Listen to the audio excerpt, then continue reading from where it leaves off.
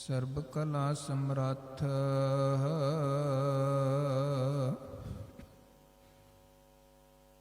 ਡੋਲਨ ਤੇ ਰਾਖੋ ਪ੍ਰਭੂ। ਨਾਨਕ ਦੇ ਕਰ ਹੱਥ ਡੋਲਨ ਤੇ ਰਾਖੋ ਪ੍ਰਭੂ। ਨਾਨਕ ਦੇ ਕਰ ਹੱਥ ਬਾਣੀ ਗੁਰੂ ਗੁਰੂ ਹੈ ਬਾਣੀ ਵਿੱਚ ਬਾਣੀ ਅੰਮ੍ਰਿਤ ਸਾਰੇ।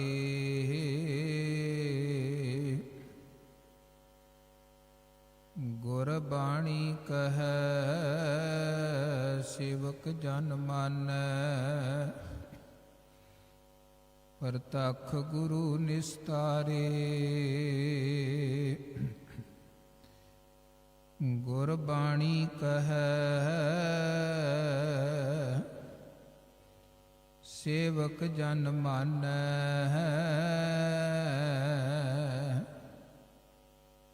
ਪ੍ਰਤੱਖ ਗੁਰੂ ਨਿਸਤਾਰੇ। ਸਿੱਖੋ ਸ਼ਬਦ ਪਿਆਰੇ ਹੋ ਜਨਮ ਮਰਨ ਕੀ ਟੇਕ। ਮੁਖ ਉਜਲ ਸਦਾ ਸੁਖੀ ਨਾਨਕ ਸਿਮਰਤ ਏਕ। ਕਵਨ ਵਡਾਈ ਕੈ ਸਕੂੰ ਬੇਅੰਤ ਗੁਣੀਤਾ।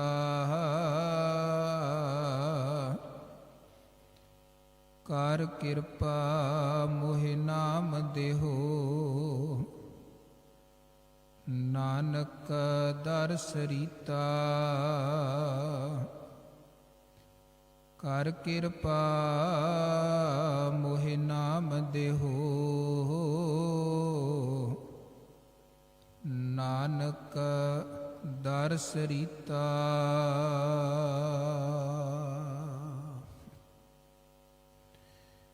ਜੁਗੋ ਜੁਗ ਅਟਲ ਸਤਿਗੁਰੂ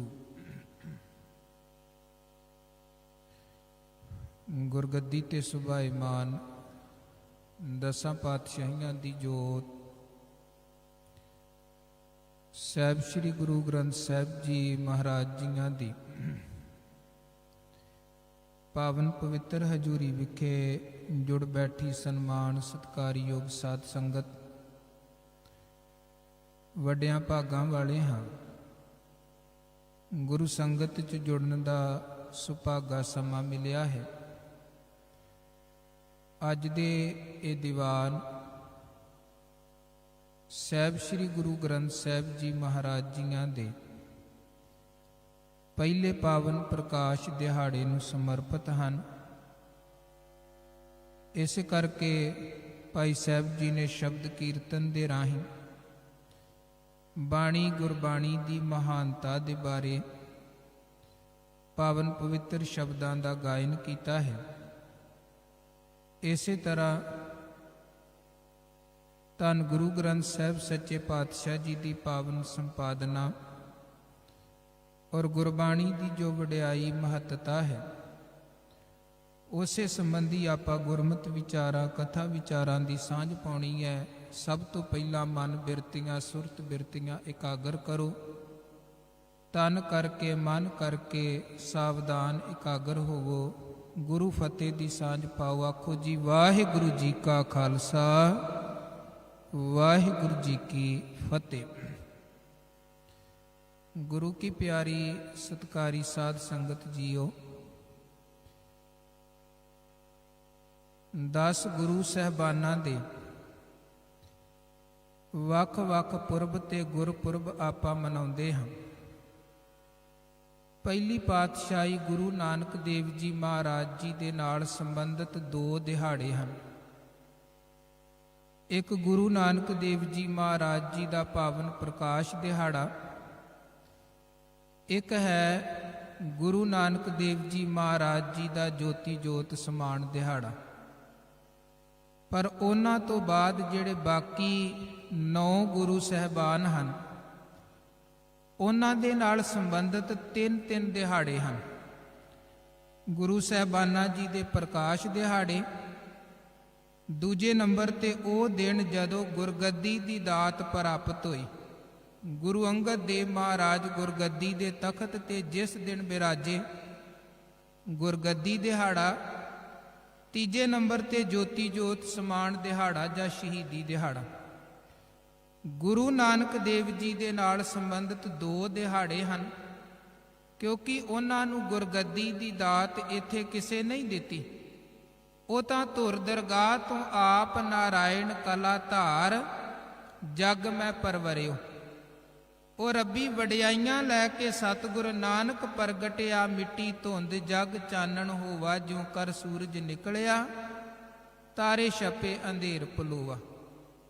ਇਸੇ ਤਰ੍ਹਾਂ ਸਾਹਿਬ ਸ੍ਰੀ ਗੁਰੂ ਗ੍ਰੰਥ ਸਾਹਿਬ ਜੀ ਦੇ ਨਾਲ ਸੰਬੰਧਿਤ ਸਾਡੇ 3 ਦਿਹਾੜੇ ਹੁੰਦੇ ਹਨ, ਜੋ ਆਪਾਂ ਹਰ ਸਾਲ ਮਨਾਉਂਦੇ ਹਾਂ। ਪਹਿਲੇ ਨੰਬਰ ਤੇ ਹੈ ਗੁਰੂ ਗ੍ਰੰਥ ਸਾਹਿਬ ਜੀ ਦਾ ਪਹਿਲਾ ਪ੍ਰਕਾਸ਼ ਦਿਹਾੜਾ। ਇਹ ਉਹ ਦਿਨ ਹੈ ਜਦੋਂ ਪਹਿਲੀ ਵਾਰ ਸੱਚਖੰਡ ਸ੍ਰੀ ਹਰਿਮੰਦਰ ਸਾਹਿਬ ਵਿਖੇ ਗੁਰੂ ਗ੍ਰੰਥ ਸਾਹਿਬ ਜੀ ਦਾ ਪ੍ਰਕਾਸ਼ ਕੀਤਾ ਗਿਆ। ਪ੍ਰਕਾਸ਼ ਕਰਨ ਦਾ ਭਾਵ ਹੈ ਪਾਵਨ ਗ੍ਰੰਥ ਨੂੰ ਖੋਲ੍ਹਣਾ। ਰੋਜ਼ ਅੰਮ੍ਰਿਤ ਵੇਲੇ ਗੁਰੂ ਗ੍ਰੰਥ ਸਾਹਿਬ ਸੱਚੇ ਪਾਤਸ਼ਾਹ ਜੀ ਦਾ ਗੁਰੂ ਘਰ ਵਿਖੇ ਪ੍ਰਕਾਸ਼ ਹੁੰਦਾ ਹੈ।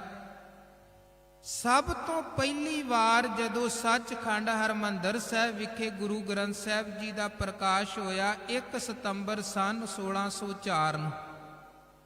ਇਹ ਜਿਹੜਾ ਦਿਨ ਹੈ ਉਹਨੂੰ ਅਸੀਂ ਗੁਰੂ ਗ੍ਰੰਥ ਸਾਹਿਬ ਜੀ ਦੇ ਪਹਿਲੇ ਪ੍ਰਕਾਸ਼ ਦਿਹਾੜੇ ਦੇ ਰੂਪ ਦੇ ਵਿੱਚ ਮਨਾਉਂਦੇ ਹਾਂ। ਇਹਨੂੰ ਕਿਹਾ ਜਾਂਦਾ ਹੈ ਗੁਰੂ ਗ੍ਰੰਥ ਸਾਹਿਬ ਜੀ ਦਾ ਪਹਿਲਾ ਪ੍ਰਕਾਸ਼ ਦਿਹਾੜਾ।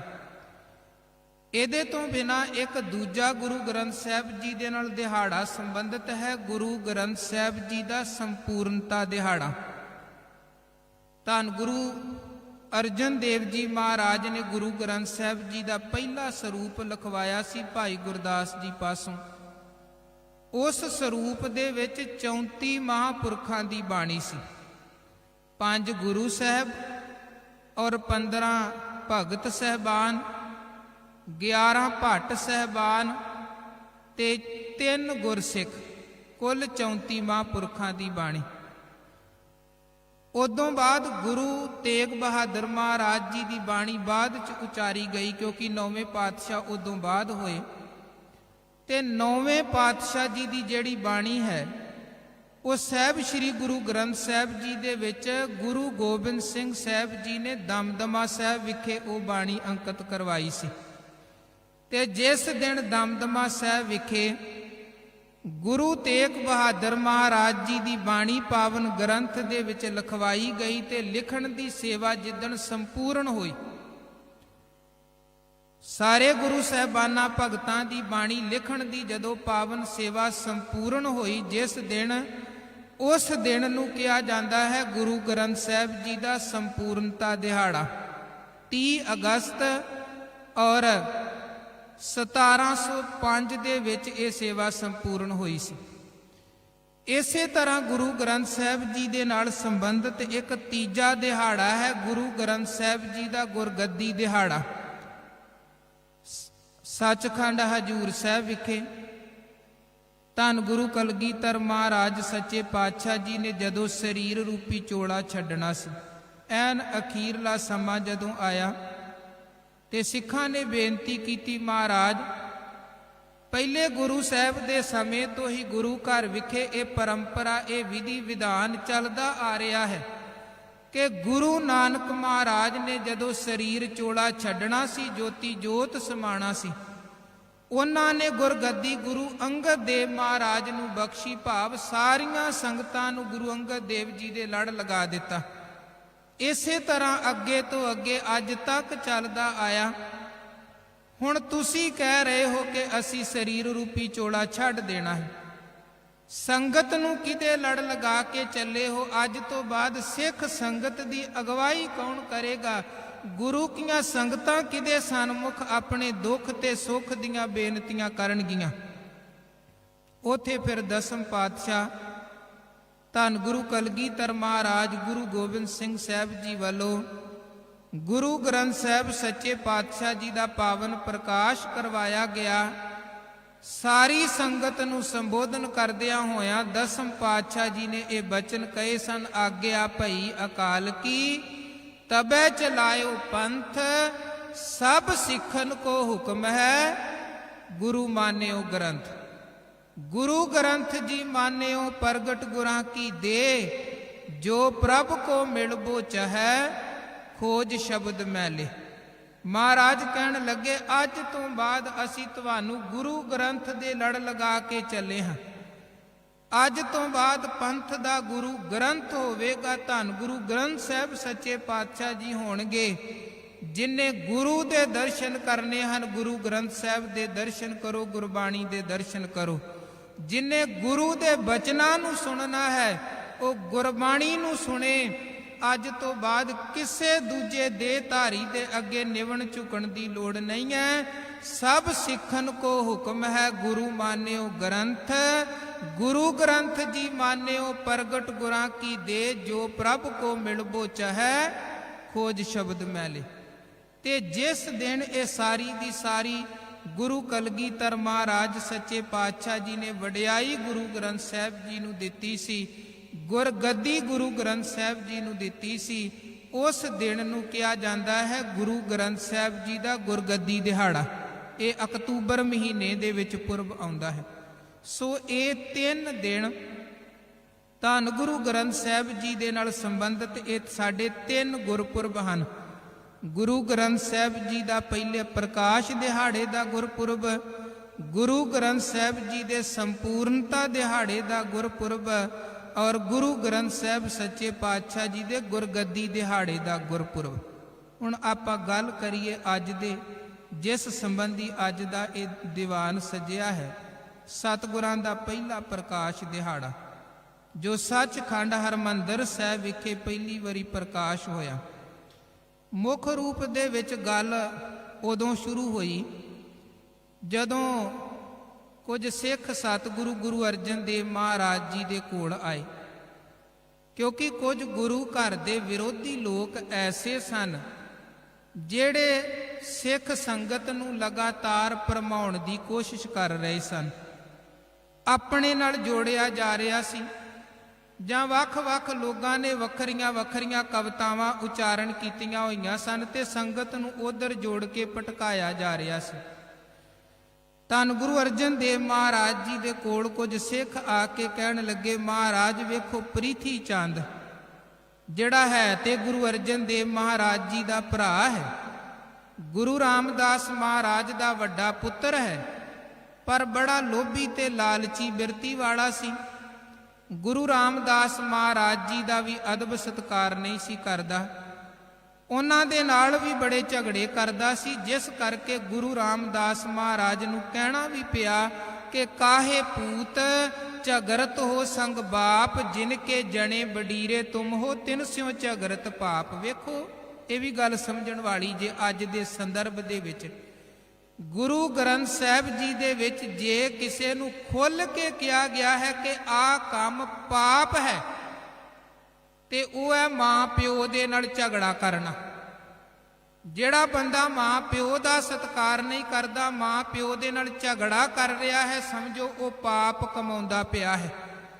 ते फिर पापी बंदे दे नाल हुंदा की है, उहदे बारे भी गुरबाणी ने दस्सिया है।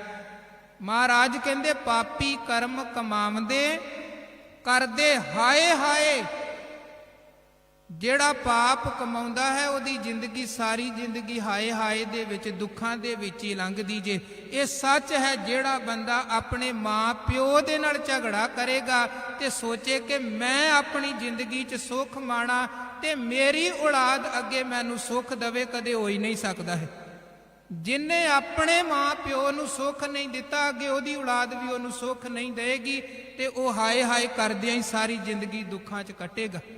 महाराज कहंदे पापी कर्म कमावंदे करदे हाय हाय। ਨਾਨਕ ਜਿਉ ਮੱਥਣ ਮਾਧਾਣੀਆਂ ਤਿਉ ਮੱਥੇ ਤਰਮ ਰਾਏ। ਮਾਂ ਪਿਓ ਦੇ ਨਾਲ ਝਗੜਾ ਕਰਨ ਵਾਲਾ ਪਾਪੀ ਇੱਥੇ ਵੀ ਦੁੱਖ ਸਹਿੰਦਾ ਹੈ, ਹਾਏ ਹਾਏ ਕਰਦਿਆਂ ਜ਼ਿੰਦਗੀ ਲੰਘਾਉਂਦਾ ਜੇ, ਤੇ ਉਹਨੂੰ ਅੱਗੇ ਰੱਬੀ ਦਰਗਾਹ ਦੇ ਵਿੱਚ ਵੀ ਢੋਈ ਨਹੀਂ ਜੇ ਮਿਲਦੀ। ਜਿਹੜਾ ਮਾਂ ਪਿਓ ਦਾ ਨਹੀਂ ਹੋਇਆ ਉਹ ਗੁਰੂ ਪਰਮੇਸ਼ਰ ਦੀ ਖੁਸ਼ੀ ਵੀ ਨਹੀਂ ਲੈ ਸਕਦਾ ਹੈ। ਖੈਰ, ਇਹ ਪ੍ਰੀਥੀ ਚੰਦ ਗੁਰੂ ਰਾਮਦਾਸ ਜੀ ਦੇ ਨਾਲ ਝਗੜਾ ਕਰਦਾ ਸੀ। ਮਹਾਰਾਜ ਨੇ ਕਿਹਾ ਮਾਂ ਪਿਓ ਦੇ ਨਾਲ ਝਗੜਾ ਕਰਨਾ ਪਾਪ ਹੀ, ਪਰ ਨਹੀਂ ਹਟਿਆ। ਗੁਰੂ ਅਰਜਨ ਸਾਹਿਬ ਦੇ ਨਾਲ ਵੀ ਝਗੜਾ ਕਰਦਾ ਰਿਹਾ। ਅੱਗੇ ਇਹਦੇ ਪੁੱਤ ਮਿਹਰਵਾਨ ਨੇ ਕੀ ਕੀਤਾ, ਜਿਵੇਂ ਗੁਰੂ ਕੀ ਬਾਣੀ ਦੇ ਸ਼ਬਦ ਹਨ, ਗੁਰਬਾਣੀ ਆਪਾਂ ਗੁਰੂ ਸਾਹਿਬਾਨਾਂ ਦੀ ਪੜ੍ਹਦੇ ਹਾਂ, ਤੇ ਹਰ ਸ਼ਬਦ ਦਾ ਜਿਹੜਾ ਭੋਗ ਹੈ ਉਹ ਨਾਨਕ ਤੇ ਆ ਕੇ ਪੈਂਦਾ ਹੈ। ਨਾਨਕ ਨਾਮ ਦੀ ਮੋਹਰ ਸ਼ਬਦ ਲਿਖਿਆ ਹੁੰਦਾ ਹੈ, ਫਿਰ ਸ਼ਬਦ ਪੌੜੀ ਖਤਮ ਹੁੰਦੀ। ਆਪਾਂ ਜਪਜੀ ਸਾਹਿਬ 'ਚ ਵੀ ਦਰਸ਼ਨ ਕਰਦੇ। ਇਹਨੇ ਕੀ ਕੀਤਾ, ਆਪਣੀਆਂ ਕਵਿਤਾਵਾਂ ਰਚਣੀਆਂ ਸ਼ੁਰੂ ਕਰ ਦਿੱਤੀਆਂ ਤੇ ਅਖੀਰ ਤੇ ਲਿਖਣਾ ਸ਼ੁਰੂ ਕਰ ਦਿੱਤਾ ਨਾਨਕ। ਤੇ ਸੰਗਤ ਦੇ ਵਿੱਚ ਭੁਲੇਖਾ ਪੈਣਾ ਸ਼ੁਰੂ ਹੋ ਗਿਆ ਕਿ ਕਿਹੜਾ ਗੁਰੂ ਸਾਹਿਬ ਦੇ ਸ਼ਬਦ ਹਨ ਤੇ ਕਿਹੜਾ ਕਿਸੇ ਹੋਰ ਦੀ ਕਵਿਤਾ ਹੈ, ਕਿਉਂਕਿ ਨਾਨਕ ਸ਼ਬਦ ਵਰਤਣ ਦੀ ਆਗਿਆ ਕੇਵਲ ਉਹਨੂੰ ਸੀ ਜਿਹੜਾ ਗੁਰਗੱਦੀ ਦੇ ਤਖਤ ਤੇ ਸੁਭਾਈਮਾਨ ਹੈ, ਹੋਰ ਕਿਸੇ ਦੂਜੇ ਨੂੰ ਨਹੀਂ। ਪਰ ਇਹਨੇ ਆਪਣੀਆਂ ਕੱਚੀਆਂ ਕਵਿਤਾਵਾਂ ਰਚਣੀਆਂ ਸ਼ੁਰੂ ਕਰ ਦਿੱਤੀਆਂ। ਹਾਲਾਂਕਿ ਇਹਦੇ ਤੋਂ ਪਹਿਲਾਂ ਵੀ ਕੁਝ ਇਦਾਂ ਦਾ ਚੱਲਣਾ ਸ਼ੁਰੂ ਹੋ ਗਿਆ ਸੀ, ਜਿਸ ਕਰਕੇ ਧੰਨ ਗੁਰੂ ਅਮਰਦਾਸ ਮਹਾਰਾਜ ਨੂੰ ਵੀ ਸੰਗਤ ਨੂੰ ਸੁਚੇਤ ਕਰਦਿਆਂ ਕਹਿਣਾ ਪਿਆ ਕਿ ਸਤਿਗੁਰੂ ਬਿਨਾ ਹੋਰ ਕੱਚੀ ਹੈ ਬਾਣੀ। ਬਾਣੀ ਤਾਂ ਕੱਚੀ, ਸਤਿਗੁਰੂ ਬਾਝੋਂ ਹੋਰ ਕੱਚੀ ਬਾਣੀ। ਕਹਿੰਦੇ ਕੱਚੇ ਸੁਣਦੇ ਕੱਚੇ, ਕੱਚੀ ਆਖ ਵਖਾਣੀ, ਚਿੱਤ ਜਿਨ ਕਾ ਹਿਰ ਲਿਆ ਮਾਇਆ ਬੋਲਣ ਭਏ ਰਵਾਣੀ। ਮਹਾਰਾਜ ਕਹਿੰਦੇ ਜਿਨ੍ਹਾਂ ਦਾ ਚਿੱਤ ਮਾਇਆ ਨੇ ਠੱਗਿਆ ਪਿਆ ਹੈ ਉਹ ਊਟ ਪਟਾਂਗ ਬੋਲਦੇ ਨੇ, ਨਾਮ ਗੁਰੂ ਦਾ ਵਰਤ ਲੈਂਦੇ ਹਨ। ਅੱਜ ਦੇ ਸਮੇਂ 'ਚ ਵੀ ਵੇਖੋ, ਉਹ ਉਦੋਂ ਦੀਆਂ ਰਚੀਆਂ ਕਈ ਕਵਿਤਾਵਾਂ ਪ੍ਰਚਲਿਤ ਨੇ।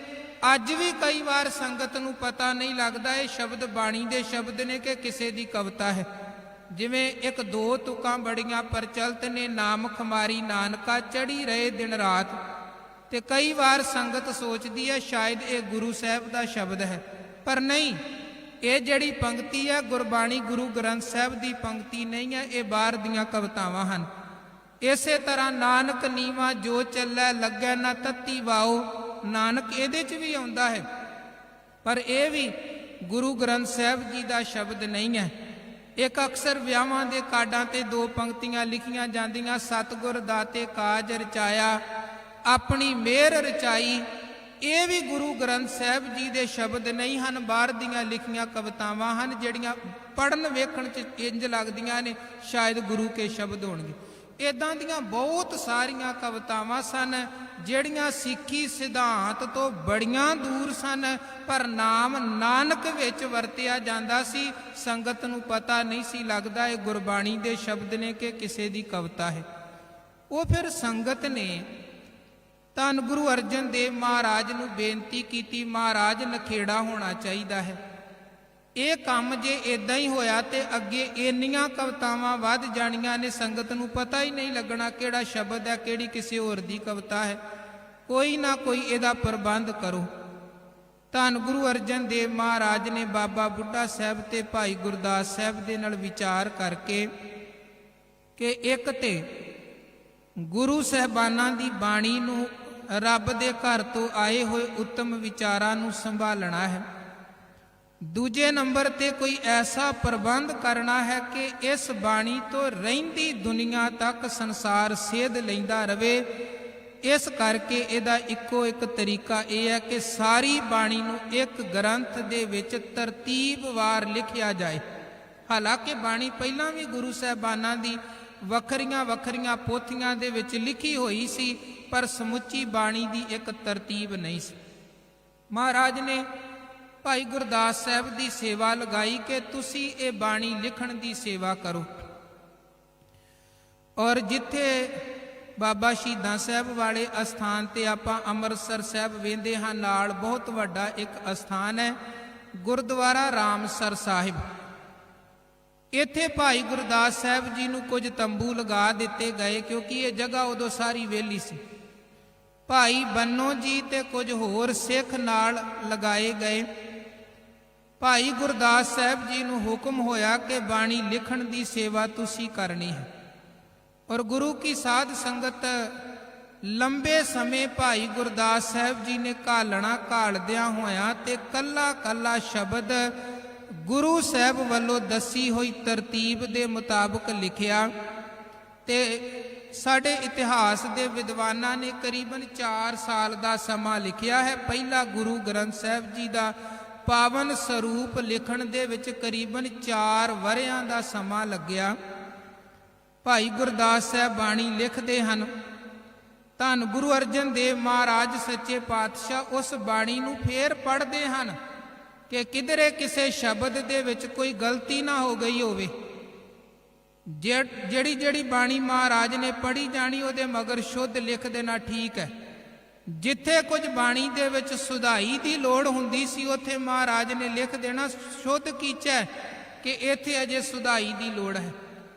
ਉਹ ਭਾਈ ਗੁਰਦਾਸ ਸਾਹਿਬ ਜੀ ਨੇ ਕਰੀਬਨ 4 ਵਰ੍ਹਿਆਂ ਦੀ ਲੰਬੀ ਘਾਲਣਾ ਘਾਲ ਕੇ ਤੇ ਸਾਰੀ ਦੀ ਸਾਰੀ ਬਾਣੀ ਨੂੰ ਗ੍ਰੰਥ ਦੇ ਵਿੱਚ ਲਿਖਿਆ।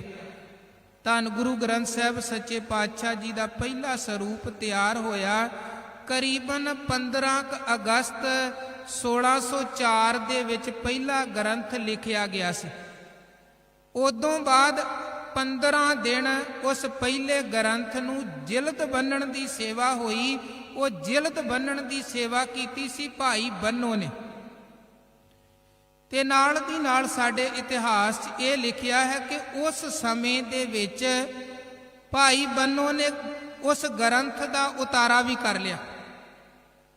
ਉਦੋਂ ਬਾਅਦ 1 ਸਤੰਬਰ ਸਨ 1604 ਨੂੰ ਧੰਨ ਗੁਰੂ ਗ੍ਰੰਥ ਸਾਹਿਬ ਸੱਚੇ ਪਾਤਸ਼ਾਹ ਜੀ ਦਾ ਪਹਿਲਾ ਪ੍ਰਕਾਸ਼ ਸੱਚਖੰਡ ਹਰਿਮੰਦਰ ਸਾਹਿਬ ਵਿਖੇ ਹੁੰਦਾ ਹੈ।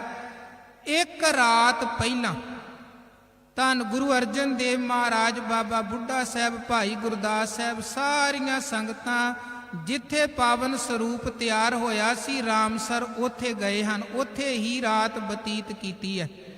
ਉਧਰ ਹਰਿਮੰਦਰ ਸਾਹਿਬ ਵਿਖੇ ਸਾਰੇ ਪ੍ਰਬੰਧ ਕਰ ਦਿੱਤੇ ਗਏ ਕਿ ਸਵੇਰੇ ਪ੍ਰਕਾਸ਼ ਗੁਰੂ ਗ੍ਰੰਥ ਸਾਹਿਬ ਜੀ ਦਾ ਕਰਨਾ ਹੈ।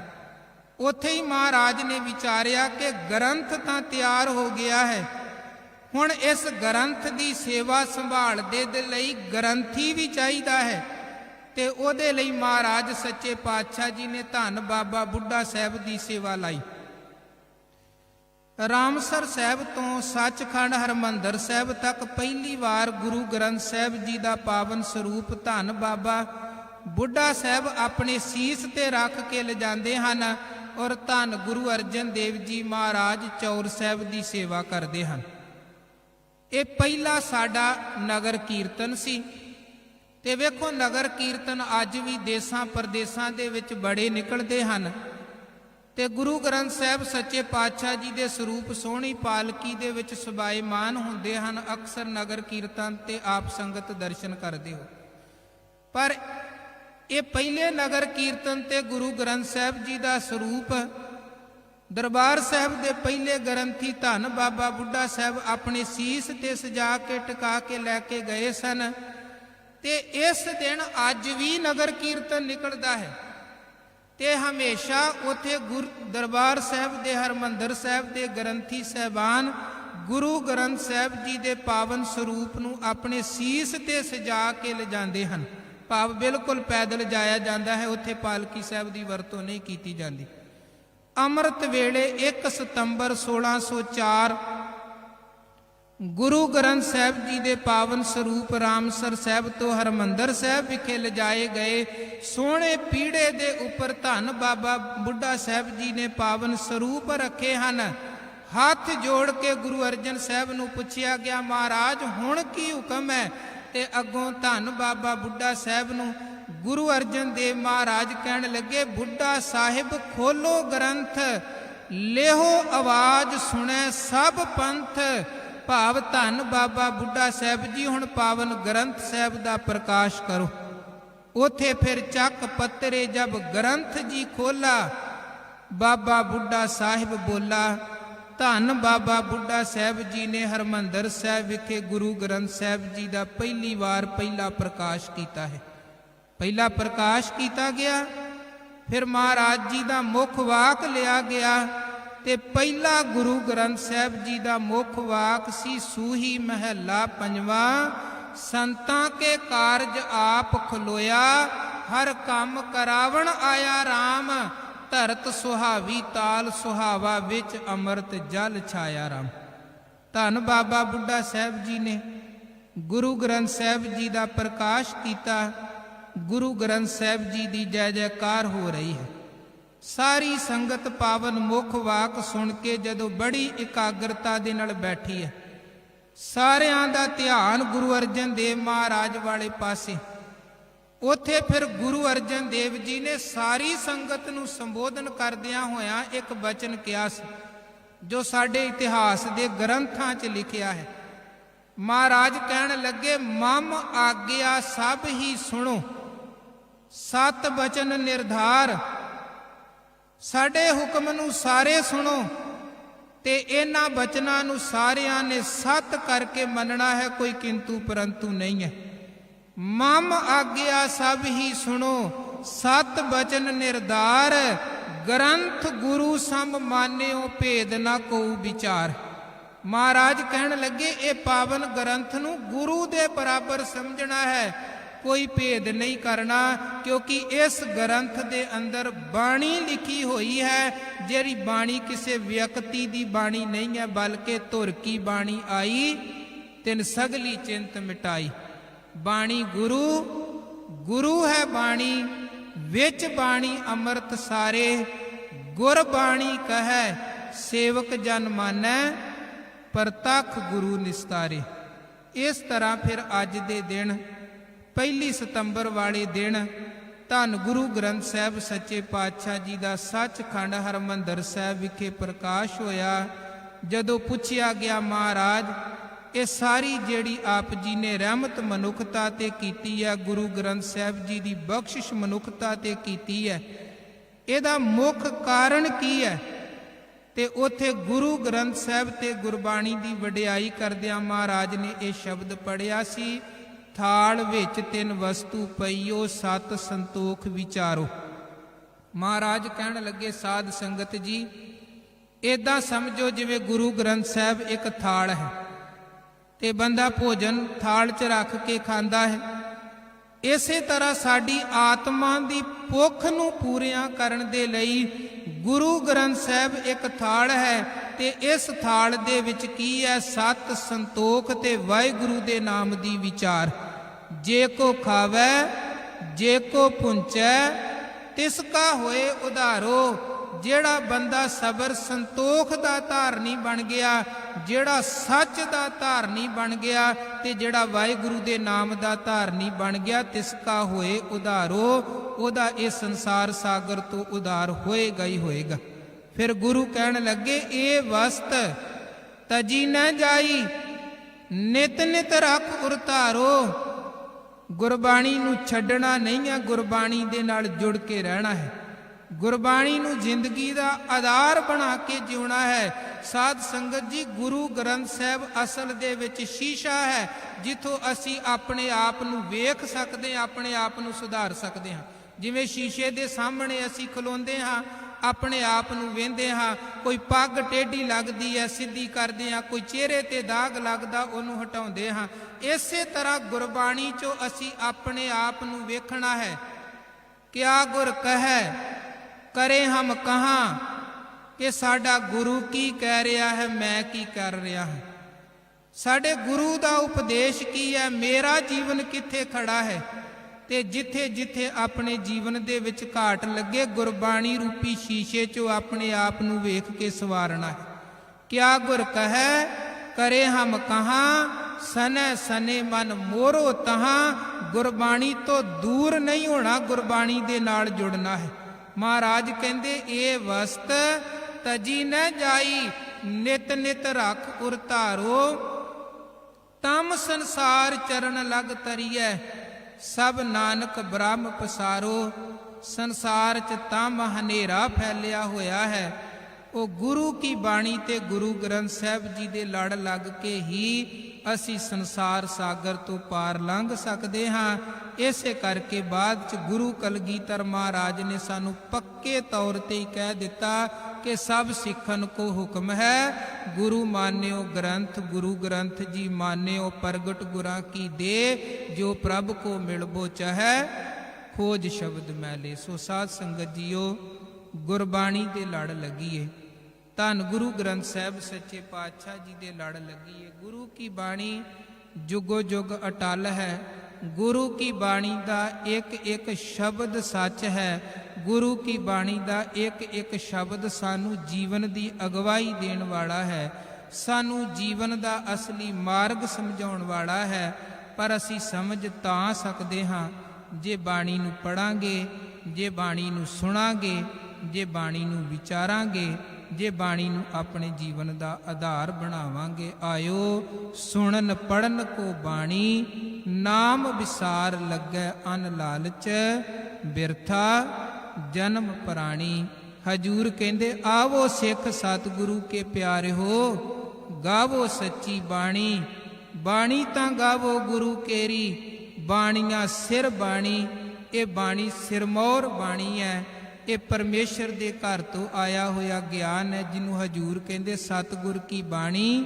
ਸਤ ਸਤ ਕਰ ਜਾਣੋ ਗੁਰ ਸਿੱਖੋ, ਹਰ ਆਪ ਕਰਤਾ ਮੂੰਹੋਂ ਕਢਾਏ, ਜੈਸੀ ਮੈਂ ਆਵੈ ਖਸਮ ਕੀ ਬਾਣੀ, ਤੈਸੜਾ ਕਰੀ ਗਿਆਨ ਵੇ ਲਾਲੋ। ਸਤਿਗੁਰੂ ਮੇਰ ਕਰਨ, ਗੁਰਬਾਣੀ ਸਾਡੇ ਜੀਵਨ ਦਾ ਆਧਾਰ ਬਣੇ।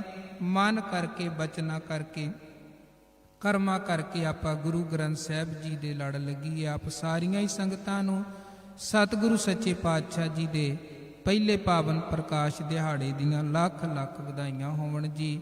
ਗੁਰੂ ਕੇ ਇਤਿਹਾਸ, ਗੁਰੂ ਕੀ ਬਾਣੀ ਦੀ ਵਿਚਾਰ ਕਰਦਿਆਂ ਅਣਜਾਣ ਬੱਚੇ ਪਾਸੋਂ ਹੋਈਆਂ ਬੇਅੰਤ ਭੁੱਲਾਂ ਗਲਤੀਆਂ ਨਾ ਚਿਤਾਰਨੀਆਂ। ਆਪ ਸਮੂਹ ਸੰਗਤਾਂ ਨੂੰ ਬੇਨਤੀ ਹੈ ਕਿ ਅਗਲੇ ਐਤਵਾਰ ਤੋਂ ਸੁਖਮਨੀ ਸਾਹਿਬ ਬਾਣੀ ਦੀ ਕਥਾ ਵਿਚਾਰ ਆਰੰਭ ਕੀਤੀ ਜਾਏਗੀ। ਆਪ ਜੀ ਸੁਖਮਨੀ ਸਾਹਿਬ ਬਾਣੀ ਬੜੇ ਪਿਆਰ ਦੇ ਨਾਲ ਪੜ੍ਹਦੇ ਹੋ, ਸੁਣਦੇ ਹੋ।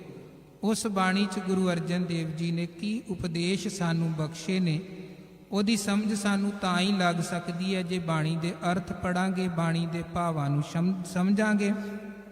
ਸੋ ਅਗਲੇ ਐਤਵਾਰ ਤੋਂ ਹਰ ਐਤਵਾਰ 9:50 ਤੋਂ ਲੈ ਕੇ 10:20 ਤੱਕ ਇਹੀ ਸਮਾਂ, ਜਿਹੜੇ ਸਮੇਂ ਅੱਜ ਆਪਾਂ ਕਥਾ ਵਿਚਾਰ ਕੀਤੀ ਹੈ, ਇਹੀ ਸਮਾਂ ਸੁਖਮਨੀ ਸਾਹਿਬ ਬਾਣੀ ਦੀ ਕਥਾ ਵਿਚਾਰ ਹੋਇਆ ਕਰੇਗੀ। ਲਗਾਤਾਰ ਕਥਾ ਵਿਚਾਰ ਚੱਲਣੀ ਹੈ।